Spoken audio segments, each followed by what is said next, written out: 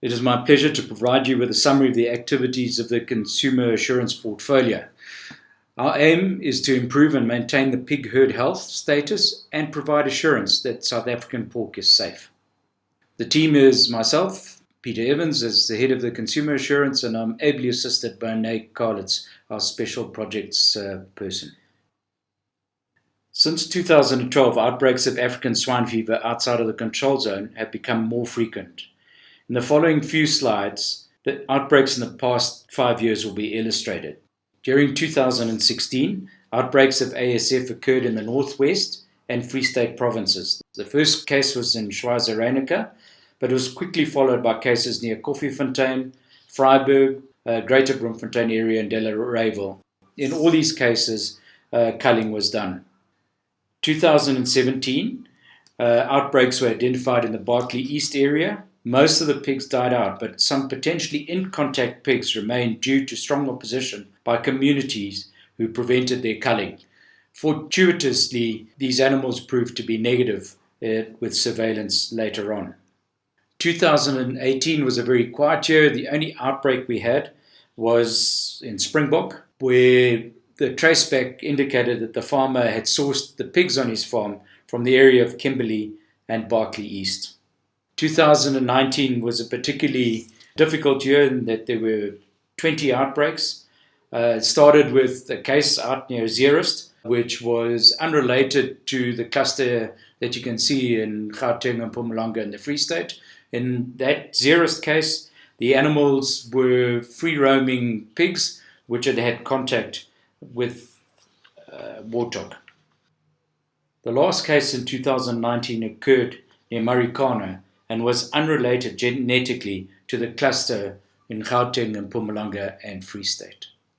Moving on to 2020, we had 8 outbreaks which were related to the 2019 cases, and so really was a continuation of the big outbreaks we saw in 2019.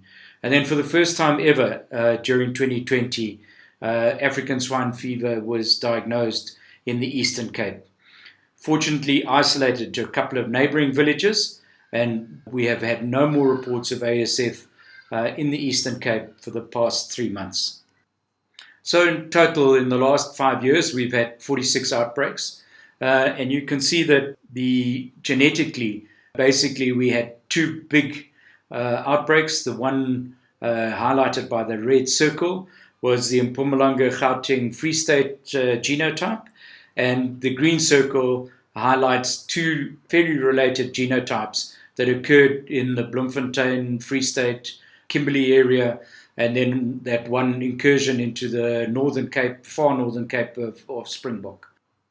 The outbreak in Marikana and the outbreak in Eastern Cape, it is the same genotype, but it is important to note that this genotype has also been found in the control zone, which is the hashed red area in the northern part of South Africa, parts of Limpopo, Northwest and Mpumalanga all fall into the control zone. And so to make a direct correlation that pigs were moved or pork products were moved from Marikana to the Eastern Cape would be wrong. If we look at the culling stats for the last 2 years, you can see that over 4,000 pigs have been culled. 260 owners have been involved, and there were 13 separate sites where culling took place. SAPO realizes the economic drivers for informal pig keeping and that vet services will not be able to change this. It will require political will and the assistance of other departments, including health, social services, law enforcement, environmental affairs, to name but a few. The number of registered compartments continue to climb. We have more than 70,000 of the pigs in commercial farms in compartments at this point in time. It is obviously a reflection of how serious farmers, commercial farmers, take biosecurity. We would like to thank DALRRAD, the Department of Agriculture, Land Reform and Rural Development, for managing the program and for giving it the authenticity it requires. Similarly, Pork 360 has continued to grow, with more than 60% of the pigs in South Africa being raised under the Farm Assured banner.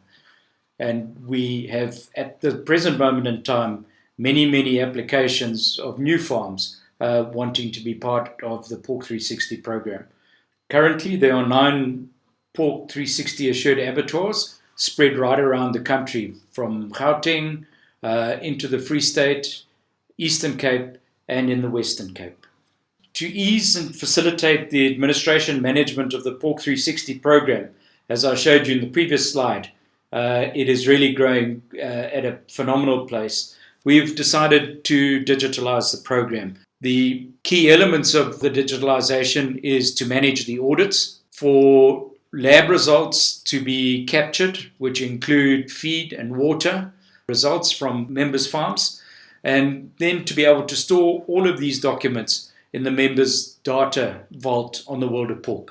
This would allow members at any time to be able to retrieve various documents, previous audit records, test results at any time.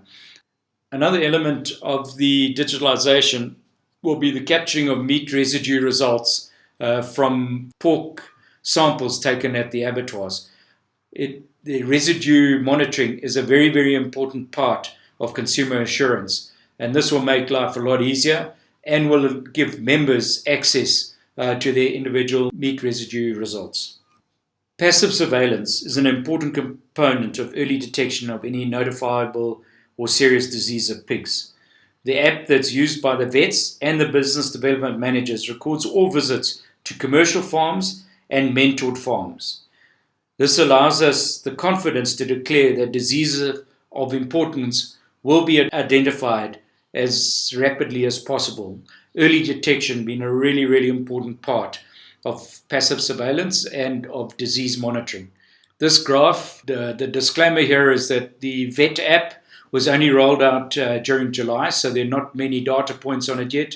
But this dashboard that you see on passive surveillance is something that we can share with veterinary services, with trading partners, importing countries, to show them that we're very serious about ensuring that we maintain the national health status and the guarantees we give them. SAPO has been active through our Pork Export Working Group in facilitating dialogue with veterinary services of potential trading countries. It is a long process, with the willingness of the authorities of the importing country being the most difficult to manage. At present, we have focused on 5 different countries in the Asian area. Vietnam, we have answered their questionnaire and we're waiting for feedback from them. The same with China. Our application went in 2015 and they're only reviewing it in this year, 2020. And we understand that because of COVID restrictions, etc. in China, that the process is taking longer than we'd anticipated. India, basically all the import protocols and health permits that are required have been negotiated and we await for their final approval. And we trust that won't take too long to finish. In Hong Kong, there is a reasonable amount of pork going to Hong Kong from South Africa. And Singapore, we've come a long way with our negotiations with Singapore. They had some internal changes to their veterinary structures and their authorities, and it's caused a bit of uncertainty, but we are communicating again with Singapore and with the new structure, and hopefully in the not too distant future we will have clarity as to whether we can start exporting to Singapore. All the exports to our neighboring countries and into Africa and to the East Indian Islands continue. SAPO is involved in many other activities, and I don't want to dwell too long on them.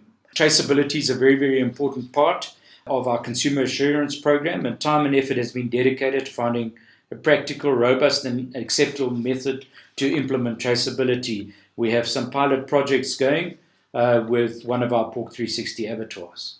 Galley waste disposal from foreign ships is a potential source of foreign disease getting into South Africa. Regular inspections are done by a contracted company to ensure that the galley waste is safely disposed of.